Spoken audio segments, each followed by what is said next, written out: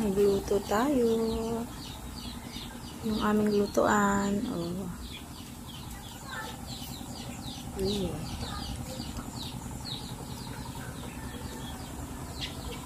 Sa gilid.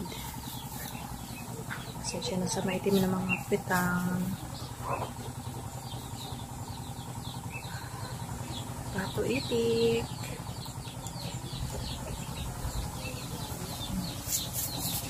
Manok.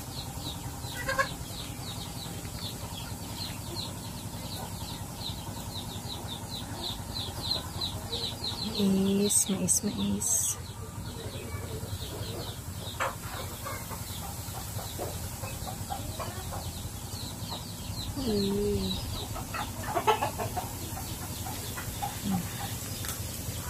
Mga manok, maksaya lang sa pagkain. Ayun yung turkey namin nandun sa dulo. 2 turkey, naglilimlim na yung babae. 13 yung itlog niya. Nililimliman. Sana mapisa lahat.